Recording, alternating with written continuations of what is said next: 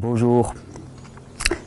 Suite à l'engouement, à l'enthousiasme, je dirais même, suscité par la vidéo sur mon expérience de 40 jours de jeûne alterné, 40 jours de jeûne sec alterné, je me suis dit qu'il était vraiment temps de faire toute une série de vidéos exhaustives, ou un temps soit peu exhaustives, sur le jeûne. Alors voilà, c'est la première de ces vidéos qui vont se suivre pour que ce mois d'avril soit délibérément le mois de l'expérience du jeûne, le mois de l'expérience du jeûne comme pratique ultime, on va dire, de guérison. Alors pour cela, on va voir qu'est-ce que c'est que le jeûne, qu'est-ce que ça fait dans l'organisme, comment ça se passe exactement, pourquoi est-ce que c'est si efficace.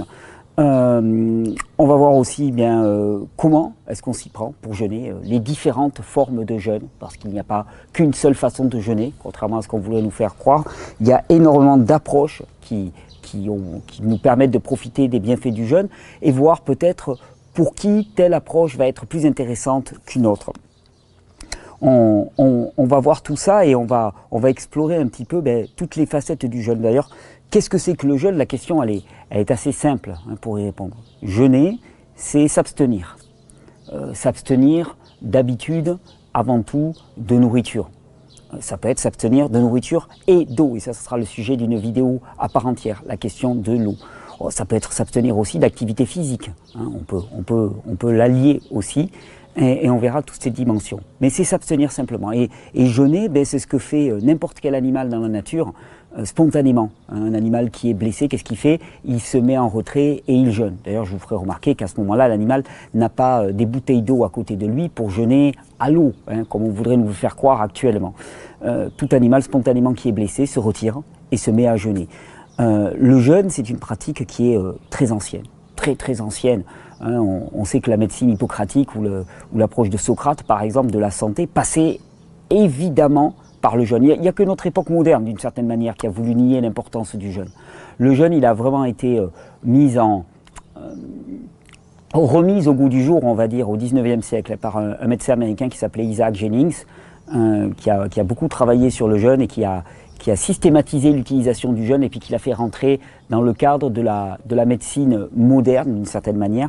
Ensuite, il y a eu les travaux extraordinaires et l'expérience quasiment inégalée et insurpassée d'Herbert Shelton. On en parlera pas mal d'Herbert Shelton, qui est vraiment le père de l'hygiénisme moderne et du jeûne et de la pratique systématique du jeûne, et qui a une étude du jeûne, une connaissance du jeûne qui est quand même assez remarquable.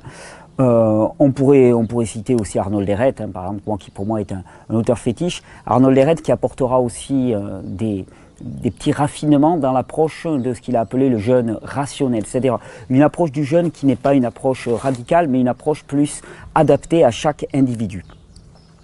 Et c'est pour ça que je vous disais, finalement, est-ce qu'on parle du jeûne ou des jeûnes? Eh bien, dans ces vidéos, vous verrez, la 4e ou la 5e vidéo sera consacrée finalement à distinguer toutes ces formes entre restriction calorique, jeûne intermittent, jeûne court, jeûne moyen, jeûne long, voir à quelle finalité ça correspond, jeûne avec ou sans eau, voir toutes ces formes de jeûne, jeûne actif ou jeûne au repos. Parce que il est très facile de rentrer dans une démarche religieuse, de dire le jeûne c'est ça. Mais en vérité, il n'y a pas le jeûne c'est ça, il y a le jeûne qui est adapté à une personne dans des circonstances de vie et par rapport à une finalité, par rapport à un but. Donc toujours pareil dans ces vidéos, on essaie de ne pas donner des dogmes, de ne pas avoir une approche religieuse, mais plutôt de donner à chacun tous les éléments pour qu'il puisse choisir l'approche qui va lui convenir. Par exemple, moi j'ai choisi à un moment de faire le jeûne alterné, un jour. Alors il y a bien sûr, il y a eu des personnes pour me dire oui mais c'est pas efficace, c'est pas, tu parles que c'est pas efficace, c'est efficace par rapport à une certaine finalité, par rapport à un certain but, un certain rythme, et de voir toutes ces formes de jeûne, voir ce qu'elles vont pouvoir apporter. Alors, quand on parle de jeûne, on va dire, la première question qu'on pourrait se poser, c'est est-ce que le jeûne guérit les maladies? Alors, si on comprend dans un mode de pensée que je dirais hygiéniste, si on comprend que les maladies sont toutes des tentatives du corps pour rétablir ce fameux équilibre, on va en parler ensuite. Eh bien non, le jeûne ne guérit aucune maladie. Le jeûne, il permet la correction du terrain. C'est-à-dire que le jeûne ne guérit rien.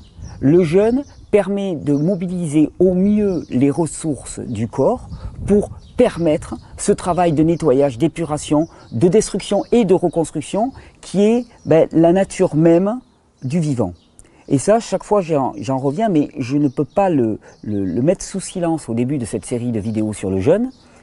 Quelle est notre nature d'être vivant? Notre nature d'être vivant est d'être par essence auto-réparant. C'est-à-dire qu'on se répare de nous-mêmes. C'est ce que Claude Bernard a mis en lumière avec la loi de l'homéostasie qui dit « Tout système vivant laissé à lui-même revient spontanément à l'état d'équilibre. » Et il revient spontanément à l'état d'équilibre et il y reviendra d'autant plus facilement qu'il y aura moins de perturbations.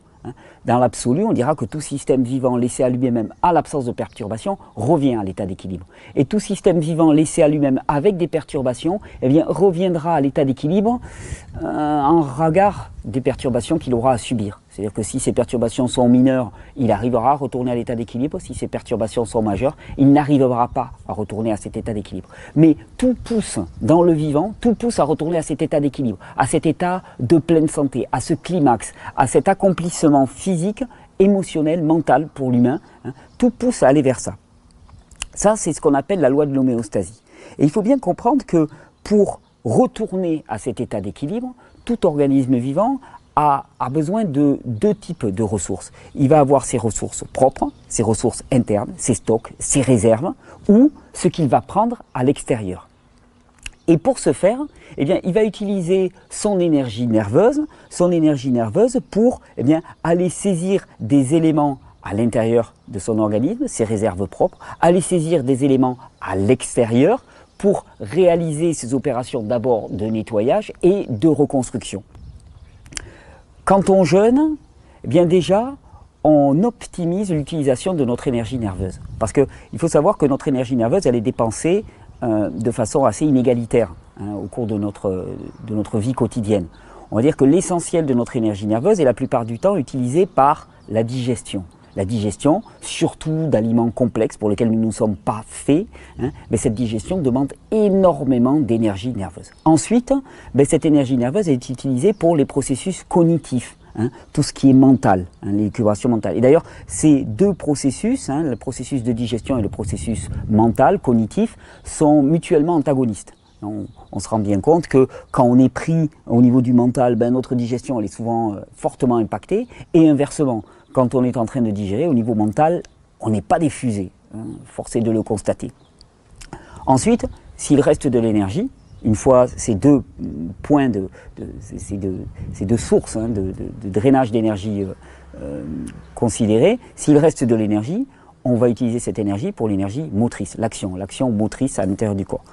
Et ensuite, s'il reste de l'énergie, cette énergie sera utilisée pour le nettoyage et la reconstruction. Quand on jeûne déjà, énergie digestive, a priori, on n'en parle plus. Très rapidement, au bout d'un jour, un jour et demi, ou même pas, une demi-journée, il n'y a plus d'énergie digestive qui est utilisée. Énergie mentale, on verra que le processus du jeûne en tant que tel génère un état de calme global du système nerveux. Et donc, globalement, on minore au maximum ces deux sources de dépenses nerveuses. Alors ensuite, il reste l'énergie motrice, et ce qu'on verra, on verra qu'un jeûne actif est toujours moins détoxifiant dans l'absolu, et moins puissant qu'un jeûne au repos. Et donc, repos digestif, plus ou moins repos mental, repos physique, qu'est-ce qu'il reste? Il reste un maximum d'énergie disponible pour le nettoyage et pour la reconstruction. Quand en plus on considère cette fameuse loi de l'homéostasie qui dit tout système vivant laissé à lui-même revient spontanément à l'état d'équilibre, et cette capacité au retour de l'état d'équilibre sera en fonction des perturbations à laquelle il sera soumis. Le jeûne, c'est minimiser les perturbations alimentaires, minimiser les perturbations au niveau physique, minimiser les perturbations et optimiser la ressource nerveuse pour revenir à ce fameux état d'équilibre qui est notre nature. Donc en ce sens-là, le jeûne ne guérit pas. Le jeûne donne les conditions appropriées pour que ce qui est la nature même du vivant puisse s'exprimer. Et cette nature même, la plupart du temps, elle ne peut pas s'exprimer. Elle ne peut pas s'exprimer. Pourquoi?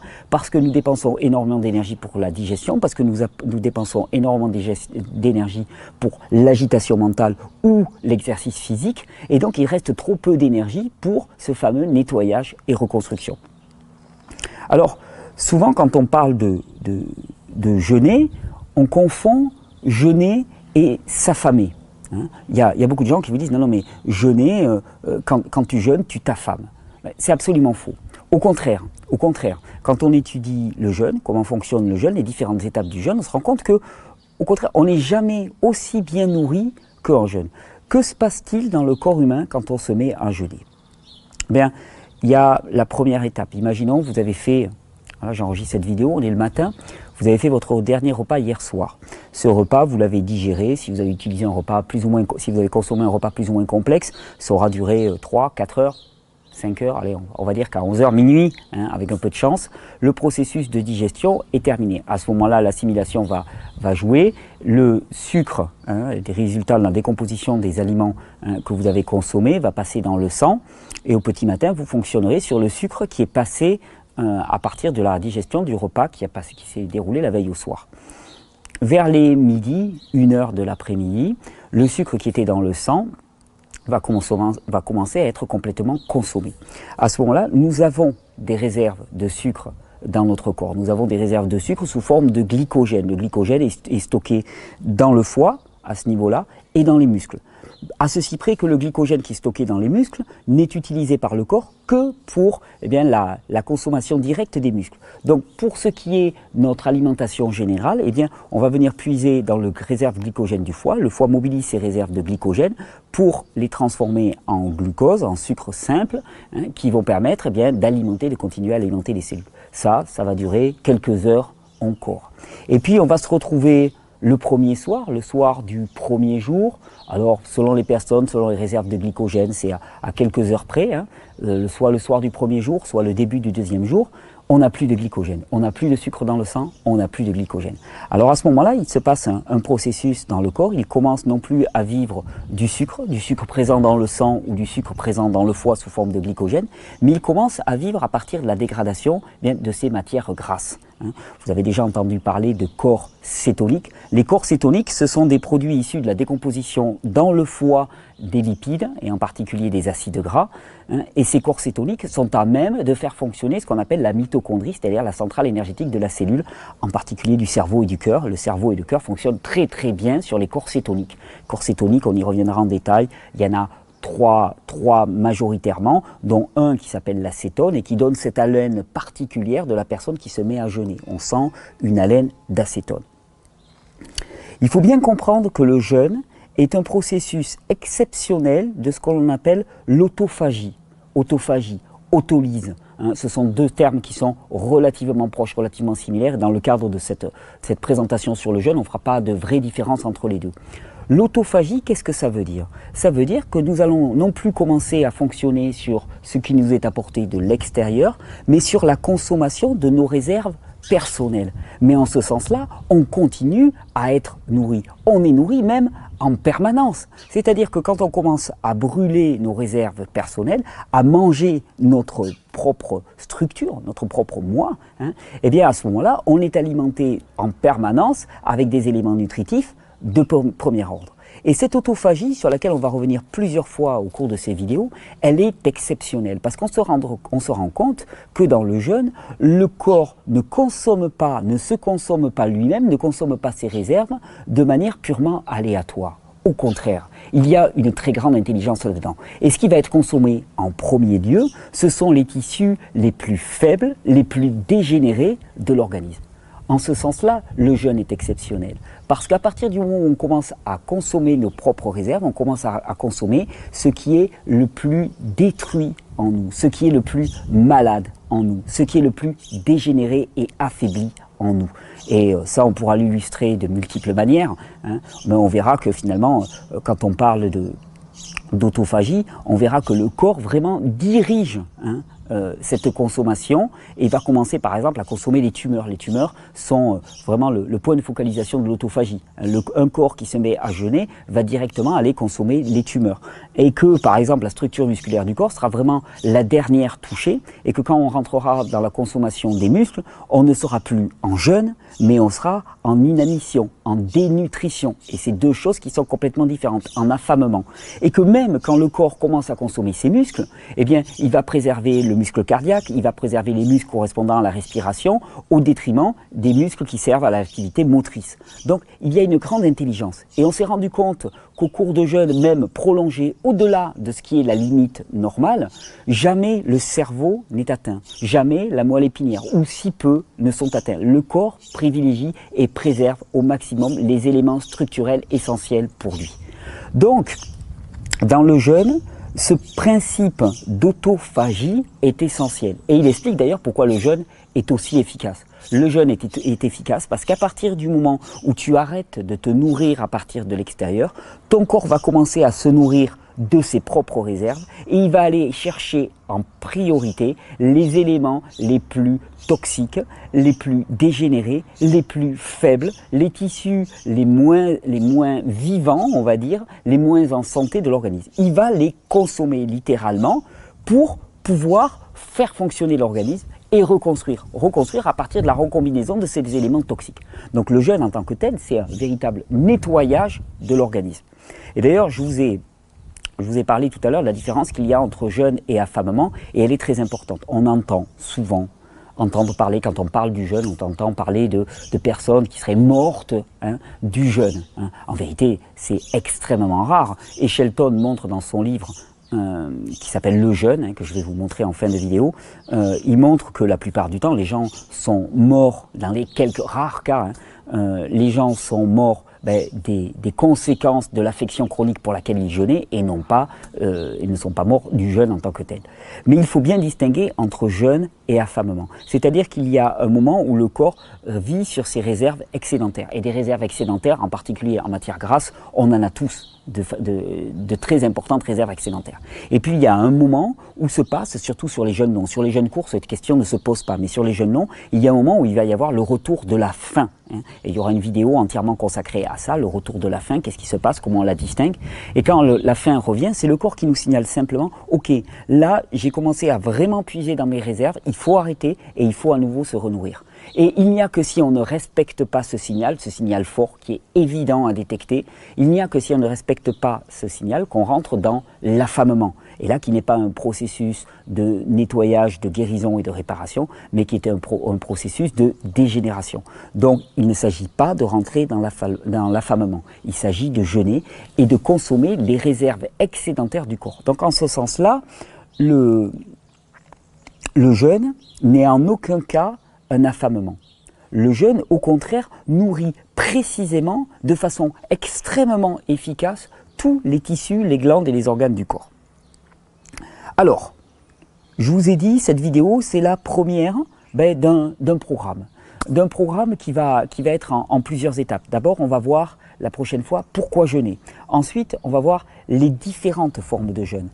Restriction calorique, jeûne intermittent, jeûne alterné, jeûne court, jeûne long, jeûne, même cure de jus, voir les intérêts que ça peut avoir, monodiète. On va envisager toutes ces formes qui sont, alors pas à proprement parler du jeûne pour les deux dernières, mais qui vont quand même nous apporter nombre de bénéfices du jeûne et à qui ça s'adresse directement. Ensuite, on va vraiment aborder la question de l'eau dans le jeûne, cette espèce de dogme qui fait qu'il faudrait avaler de l'eau pour éliminer. Et on va se rendre compte que quand on avale beaucoup d'eau, on élimine de l'eau.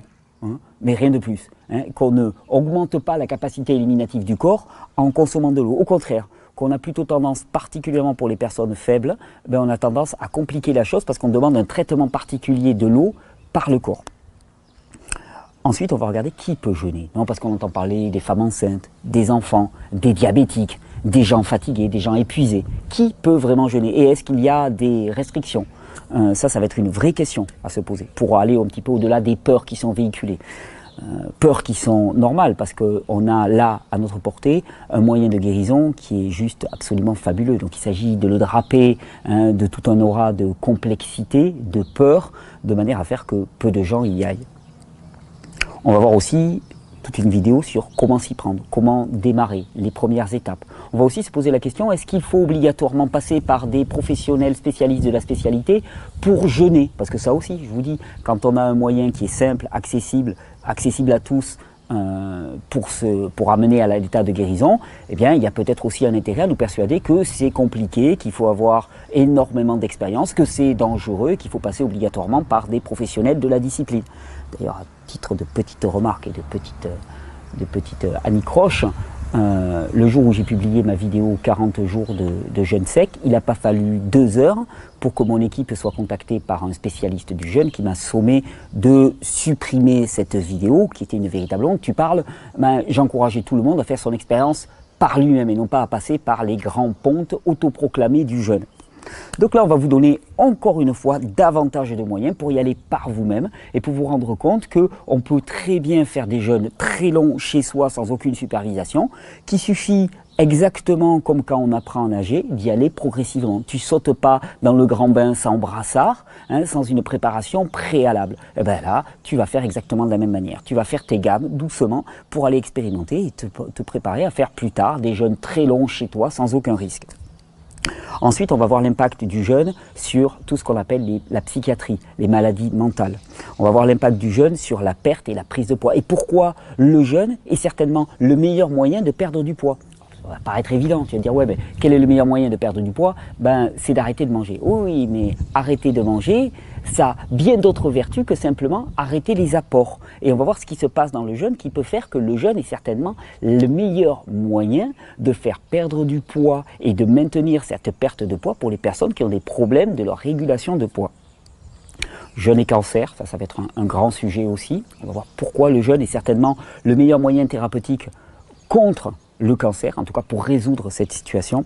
Le jeûne et le sport aussi, on va en parler beaucoup. Pourquoi est-ce que le jeûne devrait être pratiqué par tous les sportifs, à la fois pour augmenter leur masse musculaire par rapport à leur masse grasse, et surtout parce que c'est le meilleur moyen de s'entraîner en mobilisant les réserves nerveuses de l'organisme. Pourquoi est-ce que ça booste la production d'hormones de croissance, et ainsi de suite. On va passer aussi un temps sur un des aspects du jeûne que j'avais vraiment envie de développer, c'est le jeûne et la prière, la dimension spirituelle du jeûne. On aura une interview exceptionnelle qui va vraiment permettre de mettre en lumière aussi toute cette dimension-là. Ensuite, on terminera avec les mythes sur le jeûne. Vous savez, toutes ces espèces de peurs millénaires qui sont véhiculées. Et puis ensuite, il y aura un question-réponse. Il y aura aussi un espace de témoignage. Et d'ailleurs, je le lance dès maintenant. Si vous avez pratiqué le jeûne et que le jeûne vous a changé la vie, alors je vous prie vraiment de prendre 2-3 minutes, pas long, je voudrais des petits témoignages, même moins que ça, 30 secondes, 45 secondes.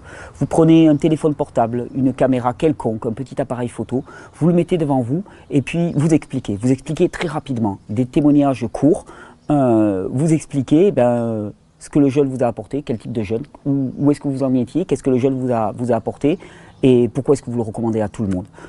Et puis ces vidéos, vous nous les envoyez, vous utilisez le formulaire de contact sur le site, on va les rassembler, et j'aimerais bien avoir pas mal de témoignages, pour que ce ne soit pas simplement ma propre parole, bien qu'elle va s'appuyer sur pas mal d'éléments. Et on conclura là-dessus. Ça, c'est le programme pour les vidéos à venir. Il va y en avoir une douzaine sur le jeûne.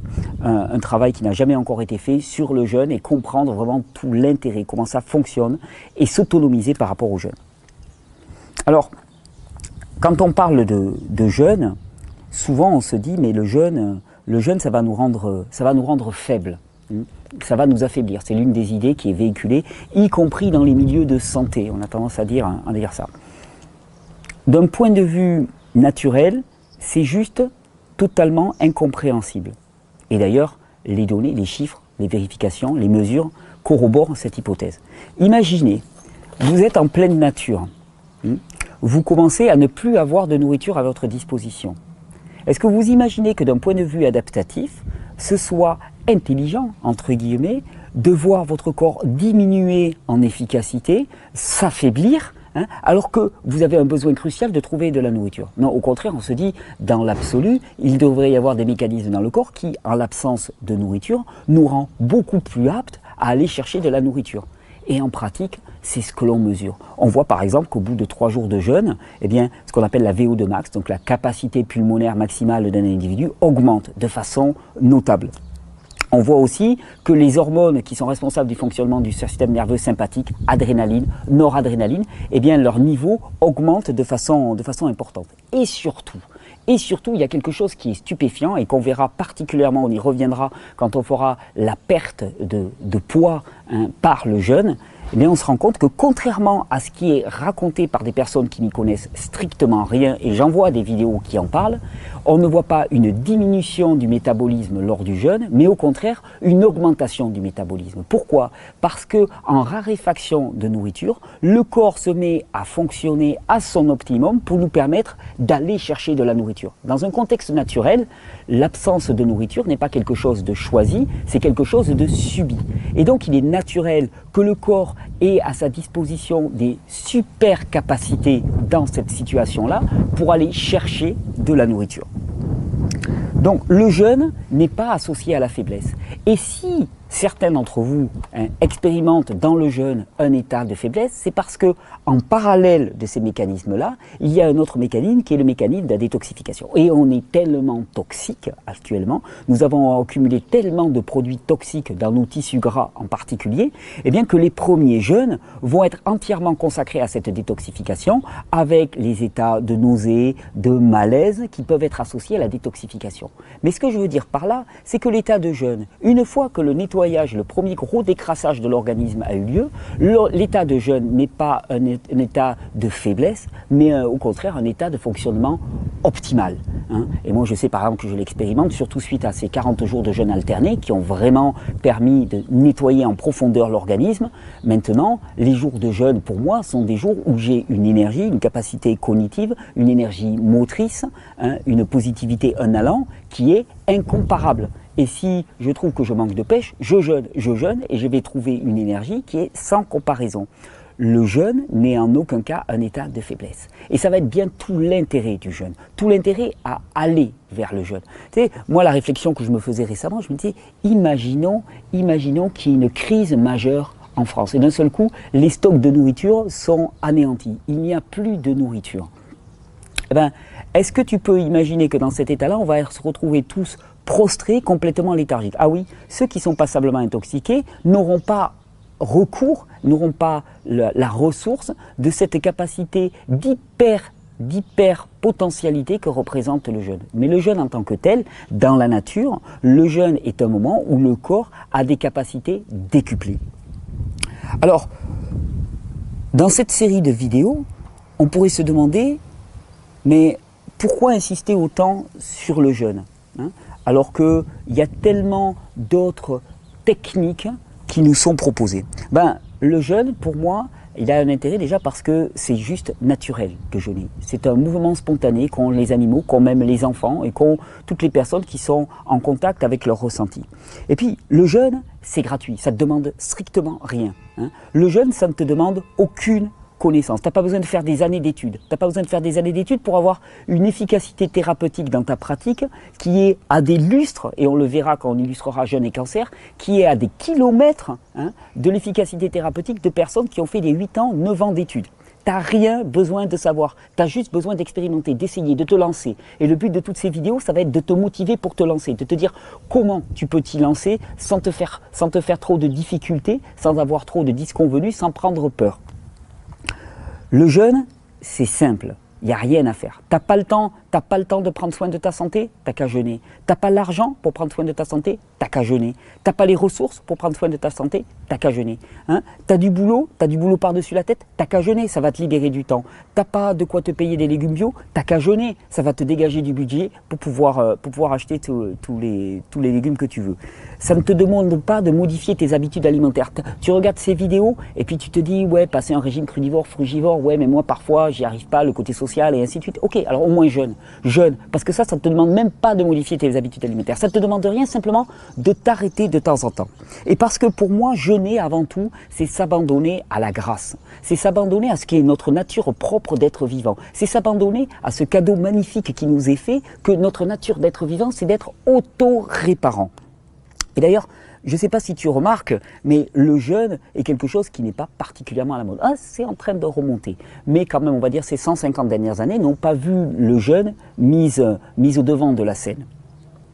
On a mis au devant, au contraire, eh bien, notre capacité mentale, notre capacité technique. On a développé une médecine extrêmement puissante. Et en même temps, moi je te dirais, si on développe une médecine extrêmement raffinée, c'est donc qu'on va mal et que cette médecine est incapable complètement de nous préserver notre état de santé, de nous donner un état de bien-être et de santé. D'ailleurs, tu le vois, on parle de bien-être partout. Si on parle de bien-être partout, c'est qu'on ne l'a pas. Parce que si on l'avait, on ne serait pas autant obsédé par notre bien-être. Alors, qu'est-ce que crée le mental humain? Pour l'instant, le mental humain, il a créé les maladies, et les maladies en particulier de civilisation.